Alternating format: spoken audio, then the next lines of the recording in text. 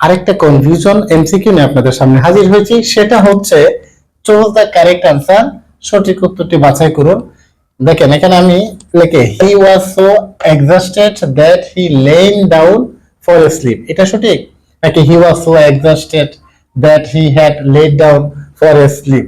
আচ্ছা, এরকম একটা কথা বলি, এখানে মূল জিনিসটা একটা জিনিস ফলো করুন, আপনি টেকনিক ইউজ করবেন সকল ক্ষেত্রে। এখানে আমি যা দেখতে পেলাম, এখানে দেখেন এই পর্যন্ত কোনো চেঞ্জ নাই।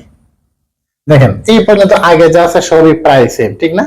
এরপরের বিষয়টা হলো দেখেন এখানে আছে হ্যাড লেড, এখানে আছে লেন ডাউন, এখানে আছে হ্যাড লেড ডাউন, এখানে আছে ওয়াজ লাইং ডাউন, এখানে আছে উইল লে ডাউন। আচ্ছা এখানে দেখেন যেহেতু এখানে ওয়াজ আছে পাস্ট টেন্স, হ্যাঁ ওয়াজ, এর তাহলে এটা ফিউচার কিন্তু হবে না, তার মানে এটা আমি কেটে দিতে পারি, কারণ এটা পাস্ট এটা ফিউচার, এটা কিন্তু আসলে যাচ্ছে না।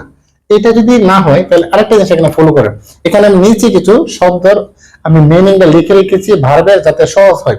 লে অর্থ যখন হবে ডিম পাড়া বা কোনো কিছু রাখা, এর পাস্ট টেন্স হবে কিন্তু লেট, আর পার্টিসিপল কি লেট, ডিম পাড়া যখন অর্থ হবে।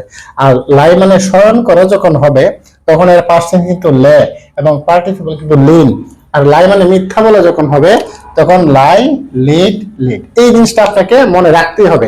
তার মানে স্মরণ করা, এর পাস্ট টেন্স কি আমরা এখানে দেখলাম লে, এর পার্টিসিপল রূপটা কি লিন। তার মানে আমি যদি এখানে চিন্তা করি, দেখেন শর্টকাট ভাবে দিই, he was so exhausted that he was lying down for a sleep, সে এতই ক্লান্ত ছিল যে সে মাটিতে কি শুয়ে পড়লো। এটা আমরা দিতে পারি। দেখেন এটা কারণ এটা পাস্ট টেন্স, এটাও পাস্ট টেন্স, ভার্বের সাথে আইএনজি। এখন প্রশ্ন এটা হবে না কেন? দেখেন এইটা মানে কি, এটা লেড কি মানে কি ডিম পাড়া। তার মানে আমি যদি বলি সে এতই ক্লান্ত ছিল যে সে পেরে ফেলছে আর কি, বুঝছেন তো? হাস্যকর ব্যাপার। তার মানে এটা হবেই না, এটা যদি না হয় তা এটা হইলো না।